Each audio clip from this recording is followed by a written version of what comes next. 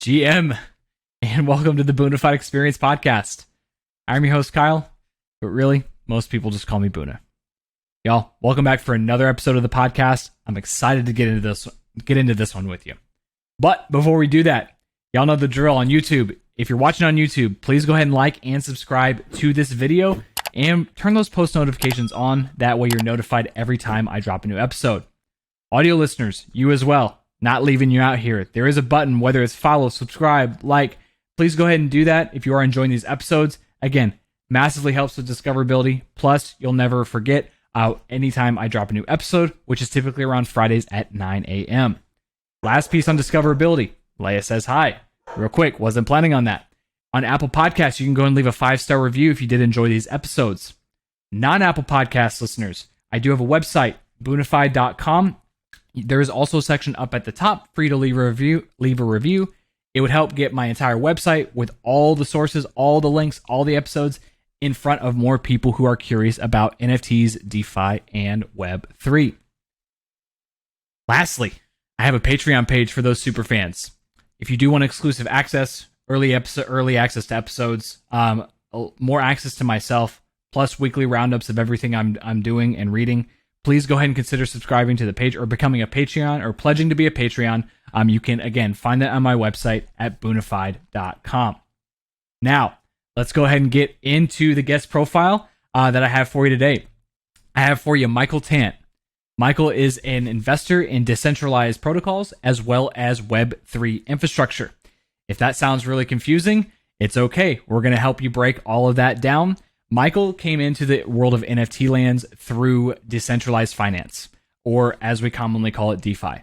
So a lot of the questions or a lot of the conversations are primarily DeFi focused. There are a lot of massive benefits to it, and it can be a pretty intimidating topic. So I really tried to oversimplify everything and allow Michael to explain in simple terms exactly what you can do, all the different ways you can make it work for you, and ultimately give you more access for financial freedom. This is not financial advice, even though I said financial freedom, so take that with a grain of salt. This is just based off of our experience. So, with that being said, let's go and get started with the show. All right, good afternoon, Michael. How are you? Kyle, I am doing great, my friend. I just got back in town. I was traveling out west, coast of California all last week. Got to spend some time over the weekend in Paso. Did a lot of wine country stuff. So drank a lot of good wine, ate a lot of good food. Got to connect with some friends in the industry, and I'm doing pretty well. Just trying to get back in the swing of things, recovering. Yeah, how does it feel to catch up on missing like 3 to 4 days out of the NFT? My word, it was ridiculous. I brought a wallet that I needed in case I needed to do anything. I spent maybe like 30 minutes with like one particular NFT thing that I was working to buy or sell. I minted a project I really wanted to mint. But outside of that, like even scrolling on Twitter, every couple hours, I feel like I missed an entire cultural revolution. I missed almost all of the loot, blute, A gold, whole almost 100% of that. Totally missed it. I missed every iteration of it, all the revolutions of it. Even my friends at Multicoin buying, 8 figures of loot. Like, it was crazy. It was nuts. I truly I'm grateful that the market seems to have slowed down a little bit in NFTs right now because it's giving me time to catch up on what I missed. But it is, I'm not saying that I regret taking the vacation or traveling, but it does demonstrate to you that in a market like this, there is a high opportunity cost for not participating. And that when you have an opportunity like this, which is a golden opportunity in terms of how hot everything is, how much volume there is, how many people are buying and selling, like, you got to take advantage of it. And I've learned that you need to strike while the iron is hot, because when the iron is not hot, it is cold, and it is cold for a much longer time than you think it's going to be, and probably than you'd like it to be, right? Like, right. I mean, I think I have in my Twitter bio, like, NFTs are here to stay, and I do believe they're here to stay. But this market that we are in right now with NFTs is not here to stay. It will mature. It will slow down. There will not be 100 mints that sell out every day. an instantly 10x overnight in terms of like floor price. Like that's not going to happen forever. So while you're here, make hay while the sun is shining. Just you want to be careful that when the music stops, that you have a seat and that you have a chair, and that you're prepared for both personally and from like an investment perspective, prepared to capitalize on what is going to be a potential bear market. And I know that's very generic advice, and I don't really like. I don't really like generic advice. I don't think that most people that say, "Oh, this is all a mania, this is a bubble," is like super super helpful most of the time, No. unless the advice is like super nuanced. But but I agree with you that the market feels a little bit frothy. No. So anyway, it's a weird spot for me to enter in because I'm at a point where I just started a new career. I started a new job on Monday. Is where I'm able to finally get myself to a level of financial like stability where I'm actually able to pay off all my debt. So I don't really have a whole lot of cash just to like throw at things right now, which is it's like a sick joke, right? Because this is the time to do it, but I can't. So it's almost like this weird like thing of like you just need to learn. Throw in what you can, like invest here like where you can. And do the things that you love, but it's really forcing me to like ask some really tough questions. What is it that I actually like? What is it that I am willing to spend this money on? What is it that like I feel will be long term? Because like I'll tell you, like what I've learned from myself so far is that I am terrible at predicting the hot like 10, 20, 50x like 2-day projects that sell out. But I genuinely believe, and I have yet to prove this, I could be completely wrong, but I genuinely believe that like some of the projects I've invested in are gonna catch fire in about 1 to 3 years. That's my bet. I've always been good at that. I've always been good at predicting patience. Good. And so listen, in my opinion, that's a better skill set to have. It is. And they're different skill sets. I'm not much of a trader myself, right? Like I have a rudimentary understanding of charts. I did some trading at some point. I dabbled in it. But I'm much better as a long-term investor than I am as a trader. And my advice to you on this would be, if you're coming into the space brand new, like you said, you entered in March, you're at a point where you don't have tons of capital that you made from the last crypto bull run to throw. Right. Like you don't have hundreds of Ethereum that you can just throw at NFT projects, right? Like that's right, yeah. Which is crazy because that's not uncommon for people to have. Right. But if you're in that position. I think you have the perfect mindset and mentality about it. In that, take the opportunity to learn. Bull markets like the one that we're in currently for NFTs, probably for crypto as a whole, like they accelerate every move is accelerated 100x, and so you learn so much by participating, being patient, being involved in those markets, and you learn by. To a non-insignificant extent, a much greater amount by participating in those markets than you do in bearish markets. And what I mean by that is you learn more about how markets work in bull markets, but bear markets are opportunities for you to actually allocate capital in a way that's going to be most optimized for long term. And that's not to say that if you invest in the bull cycle, like you're going to do poorly. That's not the point. But the point is. Right. There's a lot of people that are flipping, a lot of people that are trading, a lot of people that are throwing capital at NFTs right now to sort of make money right now, and a lot of them will get burned, in the long term. So I don't think it's bad. I think you have the right philosophy. I think you have the right perspective. Make those 1 to 3 year bets, and then be prepared to make even more 1 to 3 year bets when the market is not as hot, and the market's more mature. There's actually some things that I'm like, there's so many projects that are like so out of reach right now for me, but I'm like there's been a few people that have commented on the bear market, and it's just like, and I'm like, honestly, I can't wait for that to happen. Number one, so I can have this FOMO just like completely leave me, it's like I can get some rest. I can focus on a lot of other things in life. It's exhausting. It's truly soul sucking, honestly. It is. Like you can't even enjoy a full vacation, in California, which is one of the most beautiful places to go on vacation to, without thinking about JPEGs, right? No. And because I look at that, I'm like, this will be my time. I think by the time the bear market comes, like I'll have squashed a lot of my debt. I'll have a little bit more income to like toss in. I'm like, there's so many projects that I think are gonna not because they're bad projects, but they're just gonna go to basically zero, and that's gonna be my time to strike. Because like there's a couple of them that I know are really good, and there's a couple of them that I see have a lot of potential, but it's just so far out of my price range that like it's not even feasible. It's not even.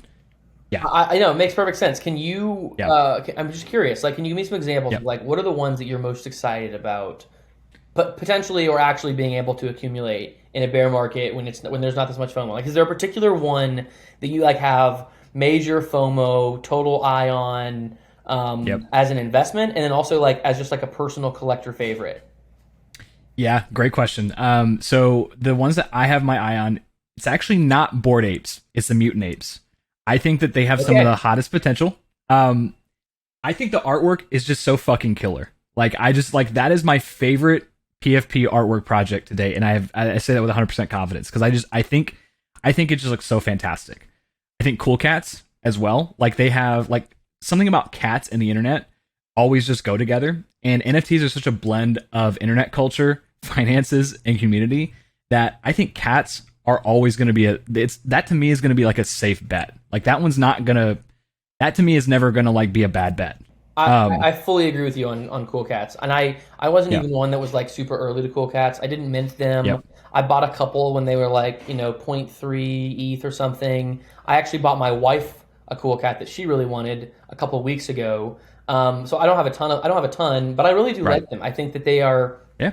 I like their art. They feel very differentiated from many of the art styles that you get in a lot of the profile picture projects. So I like the cats. We like the cats. I like the cats. I don't have enough to invest in it right now. That's okay. I also think, now the one I know is gonna do well, and one is because I also regret selling it the most in the very beginning. My first big time flip was World of Women, where I actually made, and to me, a big flip. I invested. I paid mint for 2 women, which is 0.16 after total, and then I sold it. I flipped both of them for a total 1.3 ETH. Hey, that's a big flip, dude. That's a 10x. It's massive.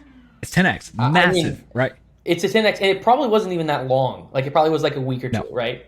Yeah, it was about 2 to 3 weeks, which felt like forever. But now I look at the floor; it's at 4.5. But I think that one has historical significance because it was like it touches on so many different things that like are a lot of good. Like number one, it's empowering women. It has a 100% female art. Like the artist is female. Yeah. It's going back into so many nonprofits, and the art is just like it touches on a lot of different cultures, and I'm just like, man, like why did I get rid of it? Not only in this space. I was like talking to D's with this yesterday. Like only in this space can you flip something for 10x and actually be upset about it. Oh no. I mean, I do this. I talk about this all the time, and there's a friend of mine that comes from the traditional financial background, and we do a lot of investments together. And he's not as big into NFTs even, and NFTs are a little bit different. More in the token side, and like it's crazy because like we did a deal recently where it was like we bought a token, we did an investment, and it was immediately like 2 weeks after it was like up 5x, and it was like only in crypto can you get a 500% return in 2 weeks and not even consider the possibility of selling. Like not even like I mean it was ridiculous, and that's so crazy. It's honestly even crazier in NFTs. Obviously it's not as liquid in NFTs, and it's a very different game that you're playing, but like there is no market that punishes sellers more right now than the NFT bull market of 2021. Nothing exactly selling truly like I can't. The number of sales that I have regretted pales in comparison to the number of NFT sales that I have, been like that was a good sale. Like, and obviously that's not always going to be true. Like the market's gonna crash at some point, right? Like, and those sales are going to be looked back on, maybe more fondly, but still, like it is crazy how punishing it really is for people. Yeah. No, that's a good flip. It was a good one. But now the floor is at 4.5, right? Even after, so I'm just like, fuck, man. The one thing I wanted to ask you, because I think I actually already know the answer, but one last thing on the topic of like things that are gonna go long term is anything Gary Vee does when it comes to NFTs. Okay, I like this, and this is like a this is a bit of a like wild card answer. This isn't an answer that most people would give. Like, meaning, I don't disagree with you, and I actually think if you propose this to most people, they would probably agree. But most people, if they asked which ones are going to be around, which projects are going to be around forever, which projects are going to have the most long-term value, most people would say CryptoPunks. Sure. They would say Art Blocks, Art Blocks Curated. You know, and Gary V would not be as high on the list. I absolutely agree with you. I actually think, I'm extremely bullish on Gary V. And just to be clear, like, I'm not a huge Gary V fan. See, I am. Like, I wasn't one of the. Okay, well, and that's great. And so I'm bullish on Gary V partially because of the fanboys like you. And I don't. I get no offense taken. Yeah. Totally. Like. Yeah, no, he has built an incredible following of people, like strong following, passionate. Like if you wanted to be, borderline, you could even say like cultic following, right? Like 100%.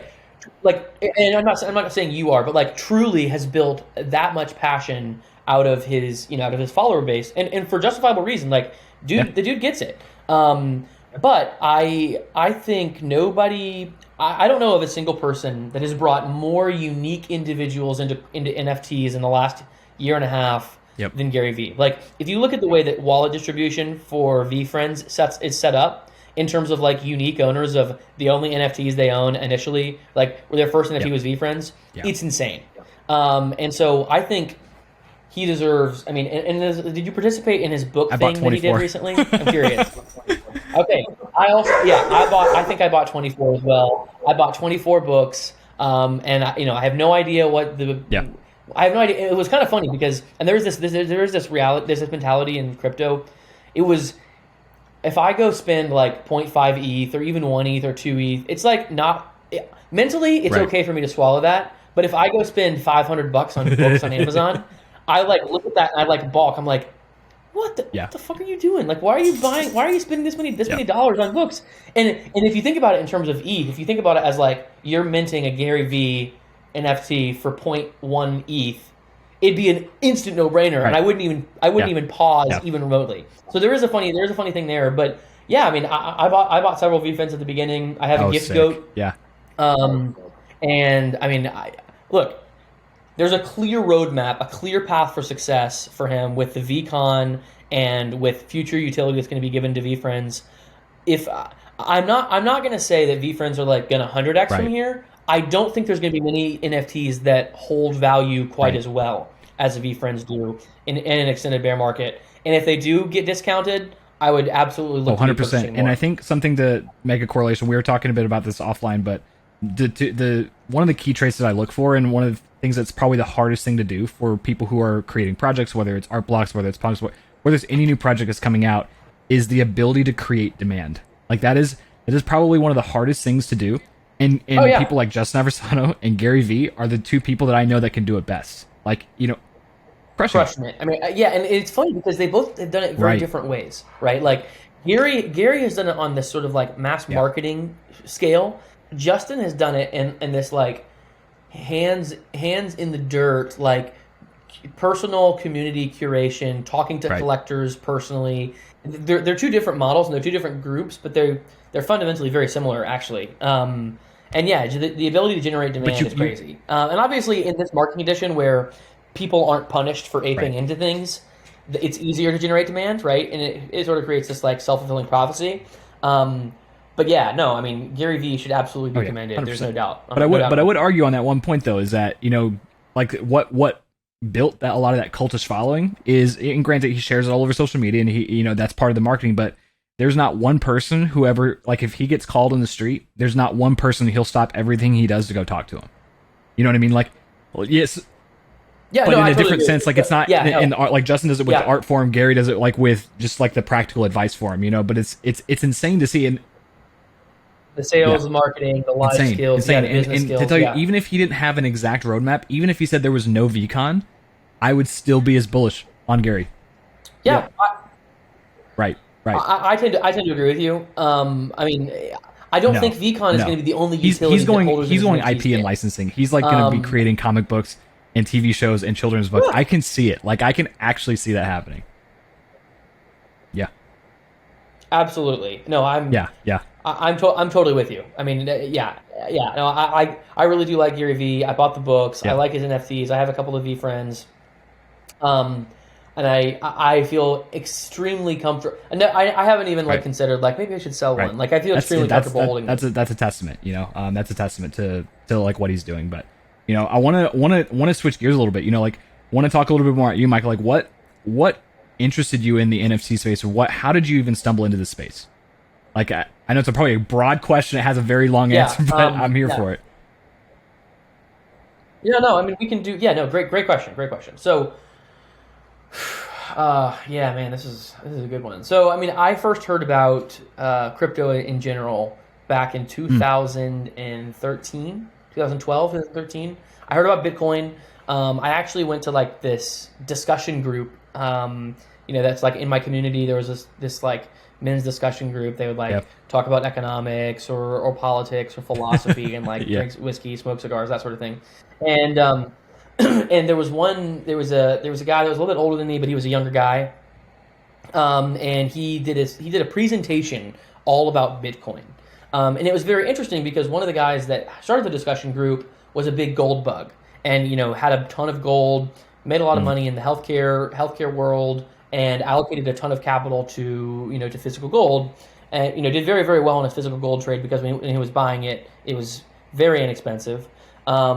But he sort of approached the buying gold from a sort of laissez-faire Austrian economics, pseudo anarcho-capitalist perspective in terms of like state money is not sound. State money is not dependent. We can look at how money is being inflated, how money is being used. It's highly problematic. It's not a great store of value. Gold is at that, and probably was at that time, one of the best hedges against the state's increasing appetite for power. Okay. It was sort of the idea, right? And so I heard about Bitcoin, and it was very interesting because I wasn't as old as the gold bugs, and so I sort of understood like the internet is big, obviously, and there's this this internet money, and and then I learned about the idea of blockchain. Blockchain seemed very interesting. I didn't buy Bitcoin after that. I wasn't even at a point in my life where I had any capital to invest in anything. I wish I had bought some Bitcoin. Says everybody that learned about it in 2013 that didn't. But like let's be clear. Like I listened to like an hour-long presentation about it, and then an hour-long discussion afterwards, and I still didn't buy it. But I was very interested in it. It appealed to me. Fast forward. Early 2016, mid 2016, I started hearing about Ethereum, and at this point, I was much more integrated into sort of the tech space. I was thinking about technology. I still was passionate about economics and finance and money and what money was, but I was more interested in how like in financial applications that could be used to sort of like replace and supplant certain existing systems. And so smart contracts totally spoke to me. Like I got smart contracts very, very quickly. And when I understood the power of you can set this set of conditions that so much that when your asset, so that when somebody wants to purchase your asset, they post their collateral, the purchase, and it executes the transaction in a way that's trustless, in a way that's non-custodial, in a way that doesn't require a middleman to take a huge cut of the fees. And all you're paying is like the fees to pay the network that's to make sure the actual actions go. That was fascinating to me. I intuitively, after thinking about it, I understood how big this was going to be. I got into Ethereum. I started to play the ICO game a little bit in late 2016, 2017. I understood Ethereum. I understood smart contracts. But the market at that time, there were so many people that were in these ICO pre-sales where like the money was so easy and so free to be made that many people sort of glossed over like, is the technology that we're investing in actually good? And there was a sort of like Cambrian explosion of tokens that didn't actually have any value. They were just like named the thing that this person that had like some idea to use blockchain was for.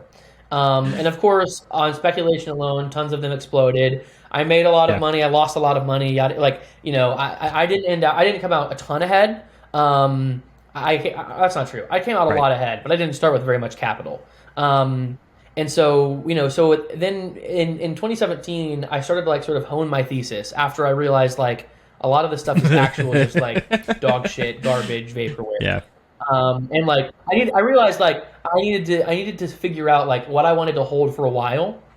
And so, I mean, I got lucky, to be totally honest. Like, I mean, I picked some really, really nice coins to invest in and hold for the bear market. I went extremely heavily into Chainlink. And Chainlink was probably the largest investment that I made. And the reason I thought Chainlink was the largest investment is that I understood the implications for smart contracts if they could be. Right. I understood the Oracle problem very well in that smart contracts were limited to tokens, but if we could make smart contracts apply to anything and everything in a way that maintained this sort of non-custodial decentralization, trillions of dollars. So I made a big investment in Chainlink. I invested in Synthetics, SNX, which was a synthetic asset DeFi protocol. I invested in Lind, which is now Aave, because it was a lending and borrowing protocol. And I invested in BZX, which was a decentralized margin trading protocol. So I basically went all in on DeFi, and I basically went all in on what, like, from an economics perspective, I understood were important pillars for DeFi, for finance, for some sort of system of finance to have, right? Like, if you're going to have a financial ecosystem, you need lending and borrowing, you need leverage, you need synthetic assets so you can get exposure to things that aren't tokenized, and you need data feeds, and you need price feeds, and you need Chainlink. So that was sort of like my thesis. I was in school, I was doing other things outside of crypto. I wasn't really working in the space as much at that point. But I like placed my bets, and thankfully most of them just crushed it, even throughout the bear market, and they all did really, really well. So I got a lot more capital. I started to get involved in some of the DAOs that they were building. And real quick, let's dive into DAOs. Because some of the audience, like I built my, a lot of my audience was built on gaming, esports, and I think DAOs in a weird way is actually a great segue to that. Like, so, like when you started getting into DAOs, like what is, like, number one, what is a DAO? Like, and what's the primary purpose of a DAO? Yep. Great question. Yeah, so a DAO is stands for Decentralized Autonomous Organization. It's basically a way to organize power in a way that's decentralized and organize powerful action in a way that doesn't give a ton of power or capital to a single individual, right? So it's like community power, community decision making, community capital that can be deployed, when all parties or most parties in a group agree. That's like a very, very basic understanding of what a DAO is. And DAOs do a couple things. DAOs first and foremostly help deal with like regulatory scrutiny. They help companies that are building complex DeFi protocols avoid a lot of the regulatory risk by decentralizing the power and decentralize the building of those protocols. And so that's like sort of one thing that they do. But there's also a huge social element of DAOs as well that's really, really interesting. I actually just did an event on DAOs with Inside.com last month, or it was late last month, and we had three speakers that were just incredible. Jonas Lamis, his daughter Rebecca Lamis, and Jess Sloss, who are all members of various DAOs, building certain DAOs. Yep. I'm pretty sure I tweeted about the video. You should go watch the video if you haven't. It's the best. It's the best presentation. It's the best deep dive into DAOs that you will get in 40, 45, 50, minutes. Yeah, I'll link that in the I'll link that in the show notes. That way, if anyone listening wants to go watch it, they because it's 100%. Yeah, that's a great one, and I mean, I'm not one to typically like plug like, oh yeah, you should go watch this. That one though, truly, like, if anyone asks me what a DAO is now, that's like my go-to recommendation. There's a lot more. We could get a lot more philosophical with DAOs. Maybe I'll give you some other links that you can post in the show notes as well. That's like very, very intro to DAOs, and I want to touch on how gaming affects DAOs. Let me jump back right into this. I'll wrap up this narrative. So I got interested in DeFi. I started building a bunch of DAOs. I started doing a lot of angel investing. Started writing a lot of different angel checks in the crypto space. I'm in the process of launching a fund right now. And so like, fast forward, that's where I'm at now. Mostly investing in building. Pretty much just full time investing in building at this point.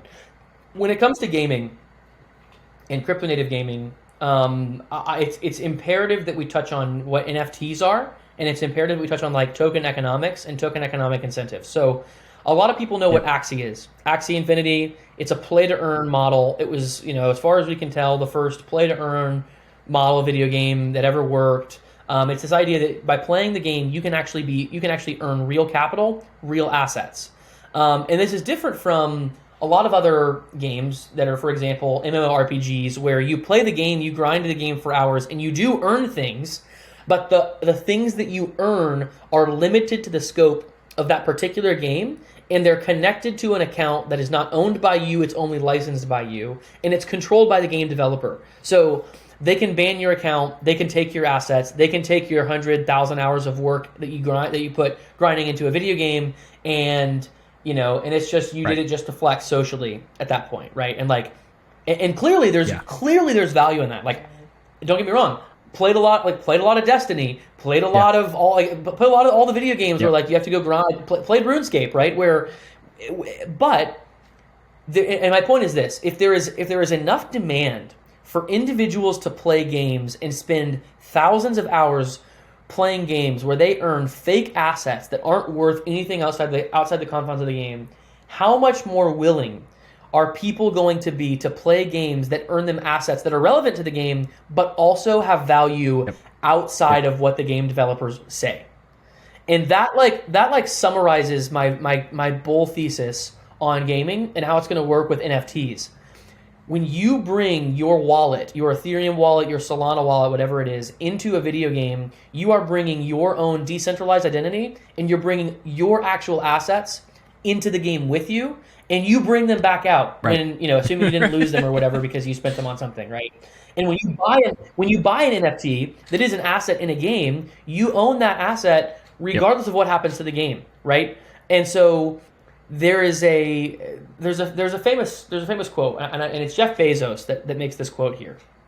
And Bezos said that your take rate is my opportunity. I saw that. And the idea here is that I saw your tweet when you said that. What would you say? Yeah. So I tweeted about this a while ago. Your take rate is my opportunity, and there's a great thread by some other VC. I think it's an A16VC guy. I'd have to go check. Sort of about this. I summarized this with Axie. And the idea here is that there were companies that Bezos was competing with that had incredible margins, meaning their profit margins were thick, and they made if it cost them $30, they made $100. And Bezos saw that their margin was his opportunity to come in and undercut their competition. And so with something like Axie, with something like a traditional video game developers keep and owners of the game keep all revenue spent on the assets in the game. In a model like Axie, where it's play to earn, where you actually pay assets to other players, where there's NFTs that get exchanged, NFTs that get sold, the model of the margins get shrunk drastically. They get shrunk by 95%, but it doesn't matter because they beat the competition. They absolutely crush the competition, and they hoard all of the players and all of the capital. And so that to me is the future. I'm very bullish on the metaverse. I'm very bullish on my assets are my assets. I'll be able to take my CryptoPunk with me or whatever it is, into all these different worlds, into all these different games. And people and no game developer is going to be able to ban my wallet, and take my assets and take my whatever my legendary cloak was, that I earned. So that's sort of my very basic thesis on gaming and NFTs and why I view gaming as a perfect a perfect opportunity for crypto. But happy to answer any other questions or elaborate on that. When you there was something that I completely went away from me. We'll have to go back to it. I'll start by telling you a story. Yesterday, I had one of my neighbors, when I was telling him what I was getting involved in, and I was talking to him about NFTs. I was like, this is something I've been talking about for the past 6 months, and he's into gaming, he's into Fortnite, he's into all these things. And when I was describing this to him, I said, when you buy a skin in Fortnite, and he chuckled. He's like, great example, because it's really important when you when I'm explaining these things to make it relevant to the person you're explaining to. Give them a real life example and a use case of what this actually means, how this technology can apply to them, because a lot of people can't see that. And so I said, well, I asked him a question, do you actually own that Fortnite skin? And he was like, well, he sat there for about like 10 or 20 seconds. And he's like, well, no. I said, well, like, what exactly are you paying for then? And it like, and it clicked, right? It clicked. Yeah, no, and listen, like, I play Fortnite. I play Fortnite with my brother. I play Fortnite with my cousin, and like, and if you see like the OG skins in Fortnite, right? Like, it's a big deal. But the idea that you don't own that is crazy, and like, there's so much economic activity that could be added and could be spurred and could be created by transferring ownership of those assets instead of just licensing ownership, and that's something that fundamentally NFTs are going to change for gaming. I also am really interested in how token economics like work in conjunction with NFTs, in terms of like how native currencies and those types of things like plug into video games themselves in their interaction. Yeah, I think so too, and I think we're so to me. My like, of course, I grew up playing like Pokemon. I grew up playing like all those games on the Game Boy, and that's like, to me, that's like what Axie Infinity is. It's a new age version of Pokemon, and like you have your characters battle, and you can I've never played Axie. I know it's a little bit more than that, but it's essentially a beefed up version of that. Now, my curiosity, I've always been an FPS gamer. I've always been a big Halo guy, big Call of Duty guy. It literally changed my childhood. Man. I bought it. Well, parents at the time bought an Xbox just to play Halo. I couldn't even hold a controller in my hand. So much nostalgia there, right? My fascination is how, and now I'm currently playing Valorant, which it's a touch this because Valorant, in my opinion, you cannot find a game that has better skins than them. They are so expensive, but there is nothing that can beat a Valorant skin. And if you don't know what I'm talking about, please look up like the Elder Flame skin on Valorant. It is literally. Yeah. Okay. Yeah. No. I've seen this. I'm fascinated with how FPS and NFTs and like these like in gaming works with a lot of these tokenomics in this like, how does that all work? Like that's, to me, that's like the $1 million question. And taking it a step further is esports being built being built on the blockchain. Like that's, and I know, yeah. That's my thing, and I haven't even come up with a thesis on how that would work. I haven't even come up with like an idea of how that would work. Yeah, I mean, I that's a great. Yeah.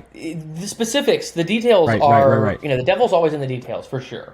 But the details and specifics of how it's going to play out are not nearly as important to me as like having the infrastructure in place to facilitate it. And so like, I'm confident that if we get the infrastructure built out, if we onboard the users, if we bring more people into and we get more people comfortable with Web3, that's going to get built. And I can't wait. I can't wait for an esports game that like perfectly plugs into the back end on Web3, where if I want to go play Valorant, I plug in my MetaMask account and my super rare NFT'd Valorant skin is only shows up in game because I plugged in my Web3 account, and that's the asset and then when I go win a round, maybe I can seamlessly bet on this esport. So like I can seamlessly say I'll put $5 in escrow or whatever it is for this particular match. If I win the match, the possibilities once the tech is optimized are truly endless. I really could not be more excited on gaming as it relates to crypto. I think it's one of the more overlooked aspects of sort of the marriage of NFTs. I think it's honestly the most low hanging fruit for NFT for NFT mass appeal. If you want to make NFTs explode, if you want to onboard people into crypto, make video games that use MetaMask and use NFTs. So question I have for you, though, this is actually something that's been popping into my head a lot. So the more, and this has to exactly do with gaming, the more I read about Solana, the more I watch Solana, the more I believe, like I think that Ethereum and Solana have like I don't think one is going to overtake the other. I think they have both two independent. They are both going to excel, in my opinion, and parallel. Now, I agree with you, actually. The way I look at this is that like when we're talking about tech being optimized and games being built on Web3, like if I think about that on the current state of Ethereum, like I actually get sick to my stomach of how cringe that would be. Like how slow it is, how clunky it is. Like yes, yeah. Yeah. Right. How So expensive it I is. feel No, I that, totally get it. Totally. NFTs, Yeah. like when you talk about like fine art, collectibles, PFP projects, that's to me forever going to live on NFTs. Like I could never, if I bought that in Solana, it just wouldn't have the same vibe. Like I don't get the same feeling. But Yeah. Well, and part of that is, yeah, and part of that, just to interject for a second, like one of the biggest parts of art collecting and the sort of value of art collecting yep, is tradition and history. Like one of the most important attributes and elements, like core elements, is history and tradition. And Ethereum did it first. And all the NFTs that are on Ethereum, the old ones, the OG ones, have been around for a while. Like Art yeah, Blocks is clearly like the first big generative art play, right? Like CryptoPunks are clearly the first. right, Like so they have history. Solana right now it's brand new. The NFTs that are on Solana, they're awesome. I have a lot of them, but they currently don't have the same sort of. yeah. They don't have the And that same feel, sort of that feel, weight, yeah, tradition, and yeah, culture yet. Um, yeah, no, and this is why I actually agree with you. I'm mostly bullish on yep, Solana NFTs for yep. gaming I was and just about to say that. Yep, microtransactions in gaming. Like, I'm yeah, super yep, excited about Star Atlas. Like, for this exact reason, and I may not think their model, regardless of what I think their model, like I am very excited about what games people are going to build on Solana that use NFTs on Solana. I'm also bullish on Ethereum yep, games. I just think it's going to take a while. We're going to have to figure out some scaling solutions. We're going to have to figure out how that's going to work and how it's going to integrate. But I think you have it right in that currently the culture, the tradition, the art, a lot of that, yep, it has a premium when it's on Ethereum. yep. It's special when it's on Ethereum and it's OG. Right now, it doesn't feel special for being on Solana. I Okay. do think that changes over time. Like, I do think the first Solana NFTs become more valuable. Right. But they just got minted. They're brand new, Right. and so It's we'll almost like you see took how the that words goes from like there. literally verbatim, like right out of my mouth, like where I was going with Solana and gaming, and Star Atlas was like my biggest like use case for that was that like I haven't done a whole lot of research on the Oh actual yeah, Solana platform or how it all works, but just the look, the crispness, like the graphics are pristine. I mean, because that's what got me thinking. I'm like, if you try to put that level of graphics on Ethereum, that just won't work. Like because that was built with Unreal Engine 5. And that yeah, it looks yeah. No, so I know so so exactly what you so mean. incredible. And my questions around like is there a time where down the road where Ethereum NFTs can go onto this, like it's like the interoperability of NFTs on each chain, like if you could put a fine art, like say you're in a ship in Star Atlas and you could like deck out Yeah, your ship with a spray, with a piece of art that you bought from a crazy collector, like say like or if you're in the ship, you could put like a picture of your Fidenza in the ship, right? Like, you know what I mean? Like, is there a yeah, is there yeah, yeah. a point where they can connect and you can actually like use those and all the chains connect and everything is meshed together to where it's seamless? Do you ever see that? Yeah. There is a point. I mean, there's a point where the tech becomes where the technology Okay. is able to do that. The bigger question the bigger question is what will the demand be Mm. like for that specific type of thing? Where will it be? How will it be situated? Yeah. Oh, And I think 100%. we're still several years out from that actually happening. Like we Yep. need to see the actual games built first, and we need to see Yep. we need to figure that out. I do see a world where that happens, where you can have multiple wallets connecting, and maybe even from multiple chains. I think we're Gotcha. a long way out, though. Like, Yeah, I'm one of those people I that think has we're a ways always away. liked to like live on the absolute edge of things and like think about like even when we're like so early, like 0.0001% of people know about this. Like, I'm trying to add 5 more zeros to that about like what this could look like. You know what I mean?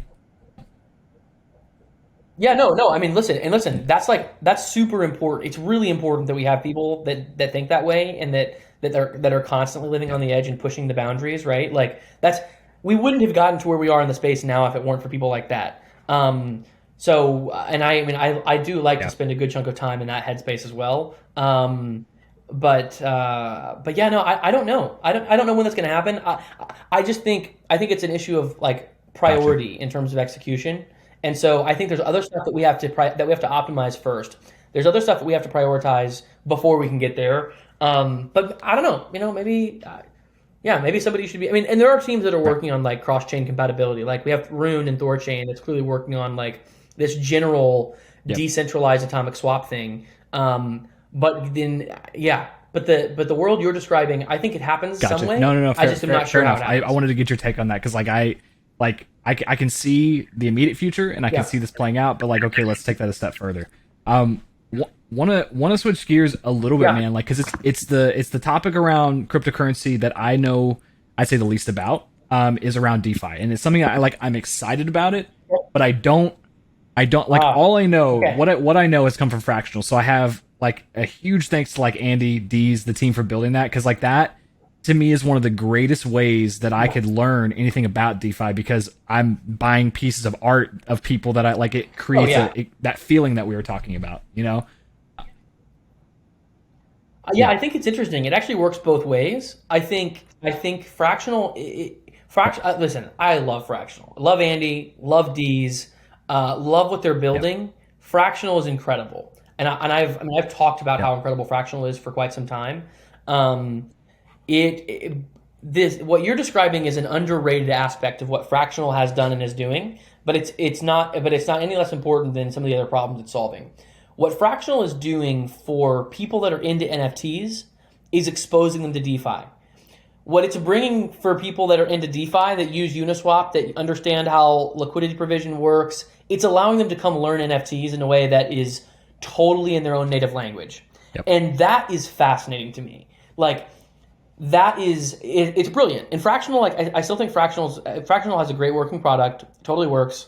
I participated in Justin's Twin token. I have some of Anonymous's Xcopy, Five Eyes. I think I have 3 or 4 other Fractional totens.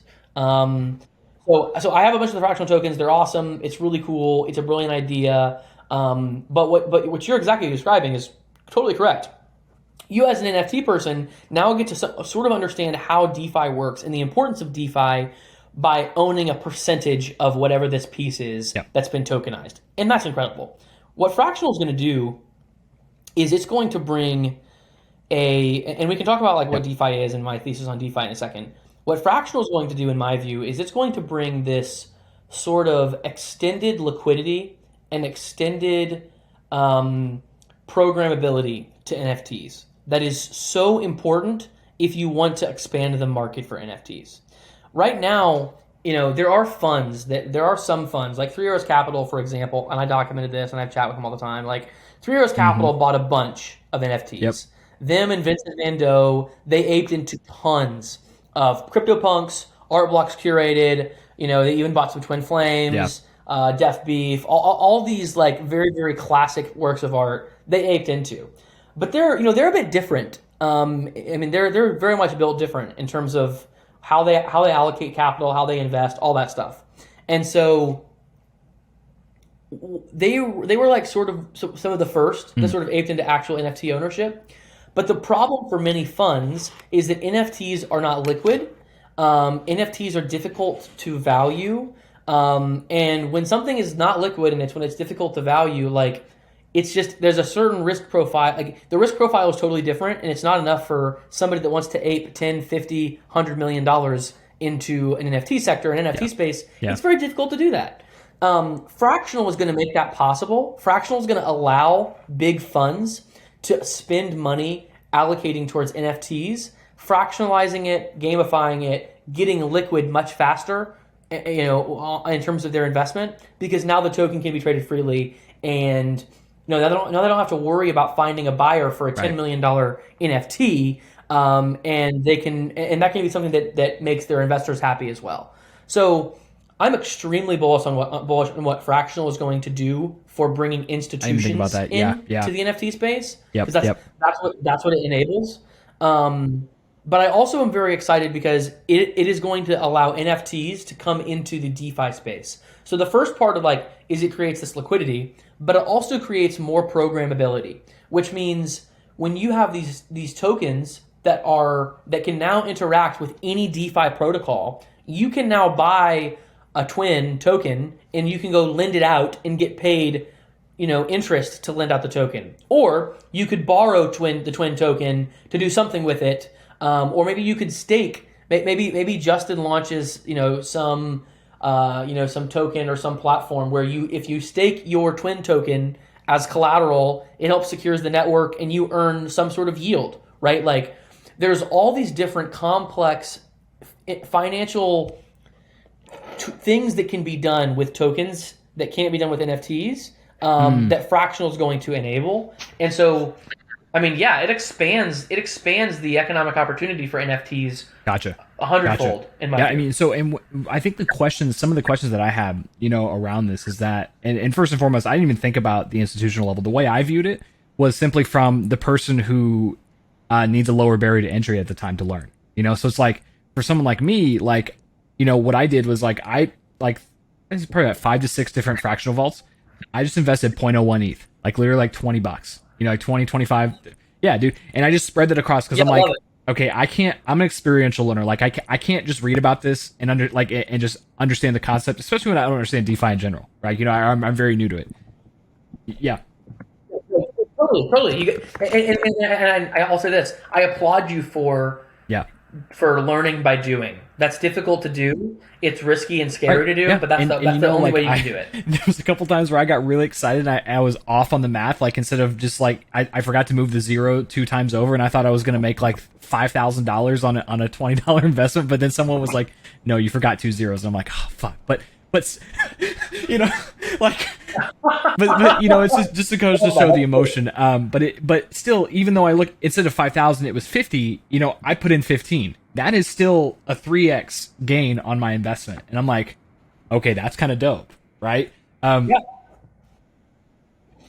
I mean, yeah, it's also just like a dopamine rush, right? Like, I mean, it's incredibly it can be incredibly addictive, dangerously addictive. Yeah. But I think the question I have is that like, so when someone fractionalizes or they create a vault and they give up the NFT and put it in the lock it up in the fractional vault, like you have the option to either provide a liquidity pool or to not. Like, what is I know what I guess I don't even fully know what a liquidity pool is. Like I know that liquid means money, and I know that you can.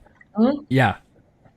I can explain it. I can explain like a 2-minute version, and there's probably a video 100%. That I can send you that you 100%. Can put in the show notes for people that are interested. So a liquidity pool basically is a pool of tokens or capital from which people can people can buy and sell into, right? So, for example, if let's say there's 100 tokens for a project that exist. If I own 80 tokens. It's going to be difficult for me to sell all 80 tokens into a liquidity pool because there's likely not enough liquidity for me to sell into. And so liquidity providers, for example, Uniswap, they get paid in fees every time somebody swaps. Now, they may lose money in terms of like, they may not, when they provide liquidity, it's typically 50-50. So they put 50% their token and 50% the value in Ethereum or USDC or whatever the pair is.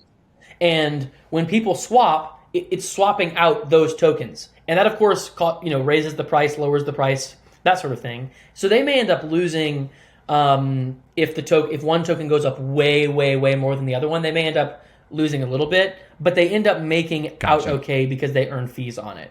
But liquidity pools are incredibly important if you want to be able to buy and sell an asset. Without going directly to without finding a peer-to-peer party where you can just, I sell to Kyle sells to me. Liquidity pools are ways to pool capital that people can buy into and sell into, regularly all the time. Yeah. That's sort of like I appreciate that. And I'll still have to do some more research because what's wild about DeFi is that I probably understand more about finance from the very little I know about DeFi than I have in traditional finance all the way up to this point, which I think is the fascinating thing about this because like I don't even when I saw my parents like when my parents were telling me about like investing in 401k and stocks and all these other things and like then Robinhood came out with fractional shares and I'm just like that all seems so boring. Like that is just the most boring thing. I don't want to learn about this. Like this like I could be doing something so much better with my time. And I think that's what honestly, the way I'm looking at this is that traditional finance wants it to seem, so where it's all gate kept and it's all like insider knowledge, to where you want to go play outside versus making your money work for you. You know what I mean? Yeah, I mean, look, yeah, no, you're exactly right. And I mean, in boring and safe is how, like, boring and safe is, yeah, boring and safe is how a lot of people, about how a lot of people in the traditional financial system in the United States, Right. they're okay with boring and safe. The problem is that, like, the way that inflation has gone, the way that monetary policy has changed, the way that spending has changed, the way that asset inflation has happened, boring Right. and the yields are bad now. No. And so boring and safe doesn't cut it anymore. Boring and safe would cut it, 30, 40, 50 years ago. Boring and safe is not boring and safe. It's not No. working for No. people that are our age at all. And so, yeah, I mean, yeah, crypto is a revolution. Crypto is a revolt against the traditional financial system in many respects. I mean, I was just having a chat with another good friend of mine who, actually born and raised in Venezuela, was a political activist for a long time in Venezuela, an advocate for free speech and for property rights and economic freedom, because at the time when he was in Venezuela, their monetary policy was horrible. Property rights are horrible. The government can just take your shit anytime. The taxation is horrible. And if you criticize the government for any of these actions, you can go to prison, you can get kidnapped, you can get shot and killed, all this stuff, right? Really, really bad. And he had this experience where he didn't have a lot of wealth. What little money he and his family had, it was often taken from them. It got devalued. When he spoke out against it, he was almost killed several times. They kidnapped his cousin, thinking it was him at one point. And I mean, it's really, really scary stuff, right? And it's like, and so stories like his are the types of stories that like really make me excited about the crypto revolution, what we're building. And that, like, when he talks about crypto and he talks about building permissionless networks and he talks about owning money and owning control of your capital and owning control of your assets, like, it's deeply personal to him. And, because of the experience that he's had. And I don't think he's alone in I mean, his experience is, of course, very bizarre and insane and crazy that it happened to him. But his perspective on the world and his perspective on finance is he's not alone in that perspective. And so I'm extremely bullish on the crypto revolution, but I also believe it's incredibly important. Like, I really do think that democratizing economic opportunity, giving individuals and communities ownership of their own assets, ownership of their own work is incredibly important, and cutting out middlemen, both corporate and state, it couldn't be more important right now for the society and culture that we're living in. So, like, the crypto revolution, like, it's really cool when I get into nerdy stuff, and the nerdy stuff is awesome, and I get super excited about that. I also just get excited about, like, the ethos of what we're building. I get excited, to talk to people like him, where I see the passion and I'm reminded of the importance of what it is that we're building, on a bigger perspective about, like, it can be really easy to get caught up in this, like, oh, I flipped this NFT and made this money, and it's really great that happens. It's like huge, healthy market activity in many respects. It's like, it's good that there's demand. It's good that people are flooding in. But there's a bigger perspective here that we also have to remember. And yeah, it makes me very bullish on people. It makes me bullish on humanity. It makes me bullish on crypto. And it makes me more. It keeps me excited to work in the industry, right? Like, the industry's fast. It moves fast. There's a lot of burnout that happens. It's crazy. The markets just move unlike any other markets. But when I'm feeling burned out, the passion tends to get renewed when I hear stories like that. And so, yeah, that's sort of a little bit about why I'll tell you, I love like, the space I've so much.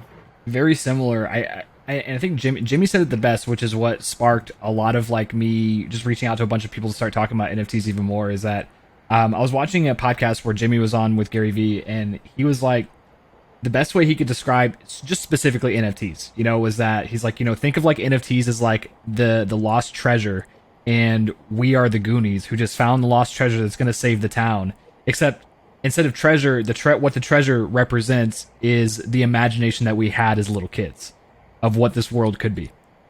And it sent chills down my spine. I'm like, wow, this is like my, because I've always Wow, yeah. envisioned this like incredibly technological future. I've been really bullish on like how technology can make an impact in people's lives. Like just a small story. Like I kind of like people remember, and we're literally kind of right on. By the time this airs, will be a little bit past it, but like how people remember where they were on 9/11, like exactly what they were doing and what happened, and like when they first heard that news. I felt the same way Yeah. about when Steve Jobs pulled the iPhone out of his pocket. Like, yeah, Dude, yeah, I feel yep, the exact like, same. Feel the exact same. yeah. I remember when it happened. I remember when it happened. Yeah, yeah, I mean, and I it remember was I'm gonna blew my pay mind. $550 for a 4 GB, no 3G, no App Store, Edge cellular iPhone. Because in on top of the revolutionary technology, no one's a better presenter than Steve Jobs, and I'll die on that hill. Like, absolute king. Absolute king. I mean, But yeah, no, yeah, yeah, and I think touching on, absolutely. we took a side step there, but I want to touch on something that relates to like when the passion dies out, like hearing stories like this, how it democratizes access across the entire world. Something that we actually, I think this whole podcast was built on, this connection was around pseudonymous cultures, around pseudonymous investments, around this like idea of pseudonymity. And, Oh yeah. like the way I see this is that, and I can't remember what podcast I listened to that you were on that really got me thinking. You're like, we all have as humans, we all have natural biases that like based on how we were raised, how we're like where we grew up. We all have natural biases as human beings, and what the pseudonymous culture does, or like when you're investing in NFTs, you're investing in crypto, you're also investing in the pseudonymous slash anon culture. Oh yeah, no. Oh yeah, and I mean, and so Right. I'm not the best person to talk about this, honestly. I would say I'm qualified to talk about it. The best person you need to go listen to on the rise of pseudo anonymity and the pseudo anonymous culture is Balaji Srinivasan, one of the founders at early guys at Coinbase, sold a biotech company, very Yeah. much a futurist technologist, big on Twitter. He talks about pseudo anonymity all the time. But yeah, no, I mean, I'm extremely bullish on what pseudo anonymity is going to do from an economic activity perspective. And like there's so many aspects of pseudo anonymity or just straight up anonymity that give power back to individuals where the power was taken from the individuals in the first place, in my view. And so when you have a student, when you have an anime character as your profile picture online, there may be a separate type of discrimination Right. that happens on a pseudonymous level, but there's far less.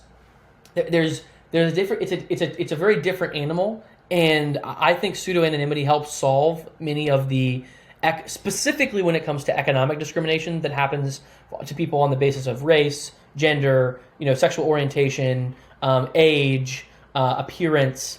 A lot of that stuff gets solved from an economic opportunity perspective in a pseudo anonymity, in a pseudo anonymous culture, and that's where I Yeah. think crypto is headed. At least a big part of it is, and I think it's incredibly important to protect that. I think it's incredibly important to protect people that want to remain anonymous.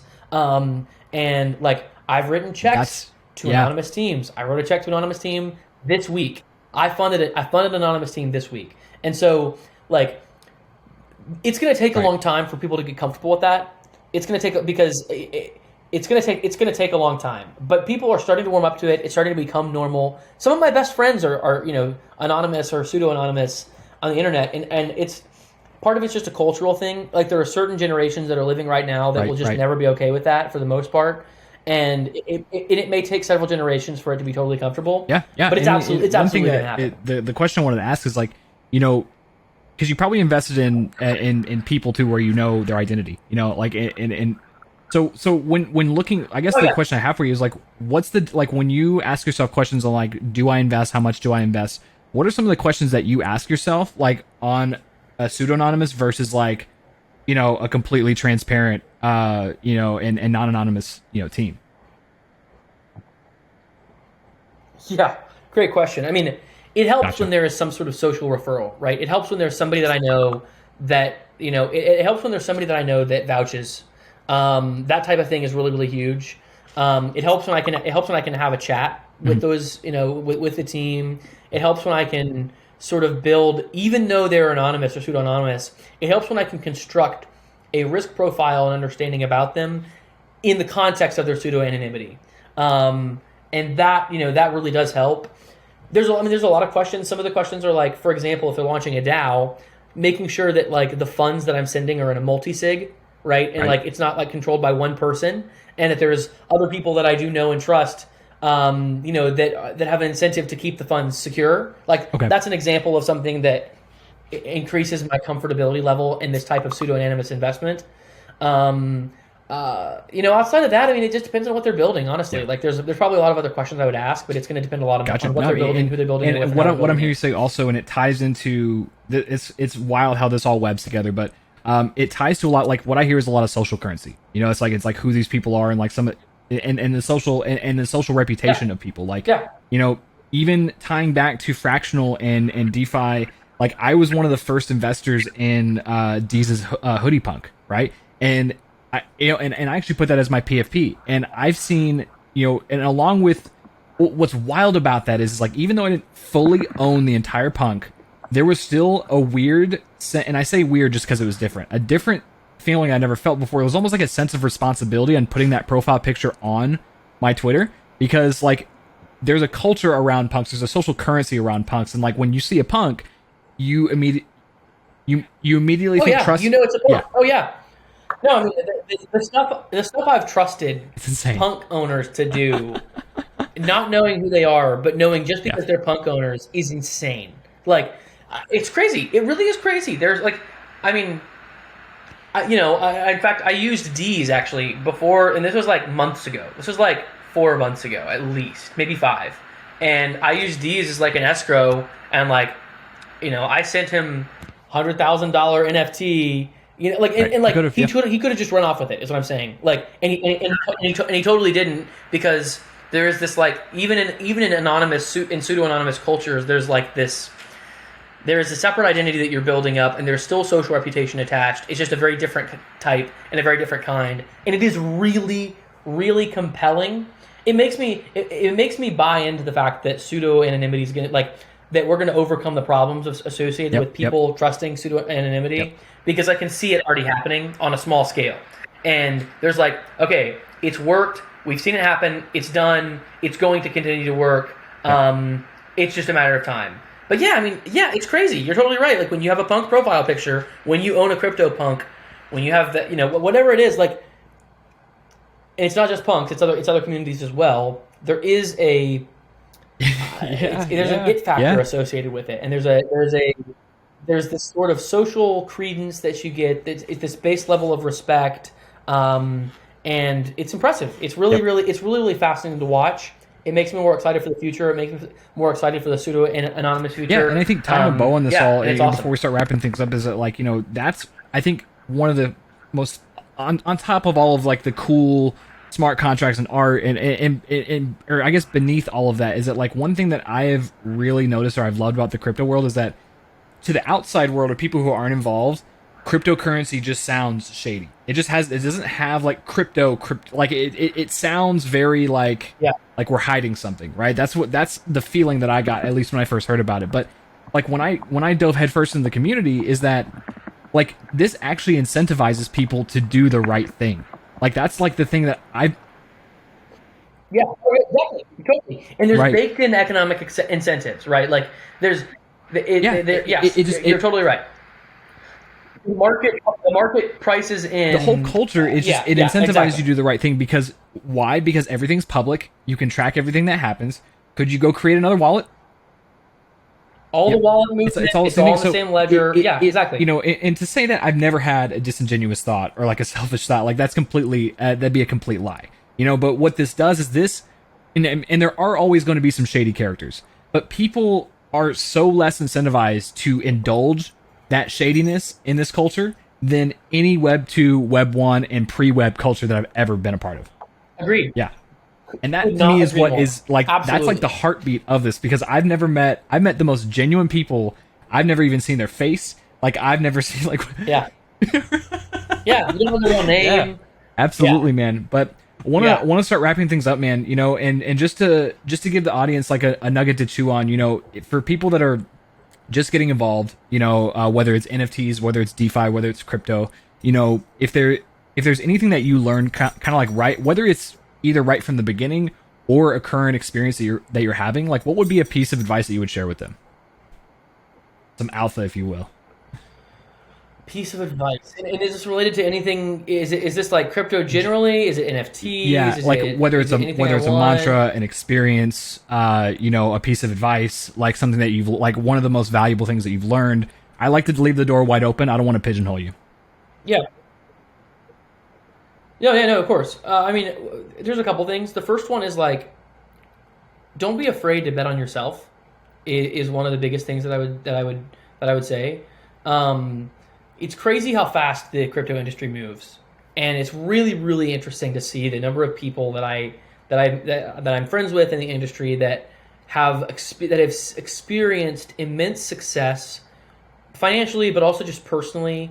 In the last 2 to 3 years, because they bet on themselves.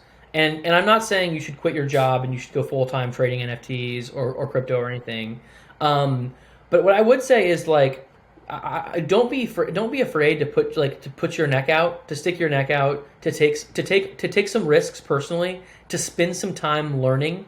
The space is so intimidating, and so a lot of people just don't think. A lot of people just don't have the confidence in themselves to sort of take whatever extra leap they're scared to take in terms of getting more involved. Maybe it's doing something like a podcast, working with some project, doing some sort of community moderation work, whatever it is.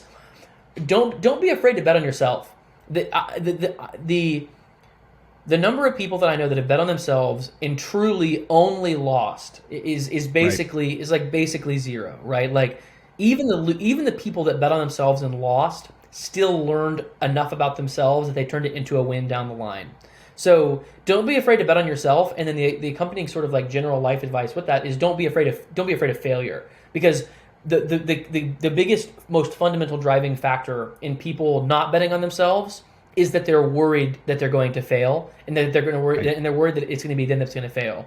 So conquering that sort of fear of failure and being willing to say, I'm going to do this to test myself, to push myself, to see if I can do this on my own, and I don't care if I fail, because if I fail, it's a learning opportunity. That's gonna be the type of thing that takes you the farthest in this space. Like that's like, and not just in the space, but also in life in general. But it applies most uniquely to the space because it's a terrifying one. It's so scary. Yeah. The tech you have to learn, the horror stories you hear about, breaking into the community is weird. It's such an in-group right now. And so I would say, don't be afraid to fail. Obviously, I'm not saying go 100 times long leverage on Bitcoin with all your capital. I'm not saying you shouldn't be a degenerate gambler and risk blowing up your account. What I am saying is, don't be afraid to bet on yourself in order to take risks, and don't let the reason that you don't bet on yourself be because you're scared of failing. That. Like that's the biggest thing. If there's another reason. If there's some other reasons, that's fine. Gotcha. Don't no, let that I like be the that. reason. Yeah, That's because my advice. I'm in a very fortunate position where I love my dog to death, and I would go to any ends to like make sure she's taken care of. But the reality is that she costs maybe $500 to $1,000 a year. It's not that big. Like there's not any other responsibility that I have besides paying my own bills. So especially if you're in a position like that, like I was about to say, if you're in a position like that where your biggest responsibility is your dog, and you got to make rent, like you're never going to be less risk averse, right? Like there's never going to be a time where you can afford to take on more risk than right now if you're in a similar position. And so why not just do it? Like pull a Nike and do it, right? Like it's your risk profile is only going to get more conservative from here. Rock on, man. The Well, hey, way Michael. I think about it. Last thing, where if people want to follow you, people want to get to know you a little bit better, where can they find you? Yeah. Yep. Twitter's the best. I mean, I'm sure you'll post a link to my Twitter handle. It's at MichaelTant3, but with capital M, capital T. So it's just my name, and then I am the third. So I'm Michael Edward Tant the third. So the 3 is just I'm the third. So yeah, that's my handle. Follow me on Twitter. My DMs are always open. If you're building something and you need capital, if you just want to connect, my DMs are wide open. I look at a lot of deals, look at a lot of projects. I write a lot of checks. So happy to take a look at any project that Hell yeah, anyone man. that is And if listening to the anyone podcast is who building. sees Michael's profile picture, is probably arguably one of the biggest flexes I've ever seen. It is a bit of a flex. I'm rocking on Twitter. I'm rocking the CryptoPunk Fidenza background, which is definitely It's about the most flex you can put like flex. in a profile picture all at once. I've seen some people that have made it even more complex, and they've done like multiple, and then Oh, like wow. Fidenza and archetype background and autograph background, and they have like the cool cat TV, and in the TV is something. So there's some people that like have like six Right. or seven or eight NFTs all in there. I probably Yeah, will I never mean, get more complex. that's than a pretty two. smooth bet though. That's a pretty good one to have, like pretty good combo to have though. Yeah, yeah, absolutely, man. Yeah, thank you. I appreciate that. I'm ready for the Fidenza piece to get to my house. Sick. It's signed by Tyler Hobbs. It's done. Hell yeah, It's en man. route, Well, so hey, I can't Michael, wait it's to been hang an it up. absolute treat. We're definitely gonna be doing one of these again. I got a feeling. Yeah. Good. Oh, look, anytime, man. And Kyle, I Yep. promise you, like the pleasure is all mine. Truly, I love talking about this stuff. Yep. I love talking to people that are excited about the space. I mean, yeah, I'm a talker. I'm an extrovert. I like talking to people, Yep. and I like talking about stuff I'm passionate about. And crypto, yeah, it's one of the things I'm most passionate about in the world. So, thank you so much for the pleasure of being able to come on the podcast Absolutely, man. Hey, you have a great rest of and your day, hang my out and friend. chat. Right.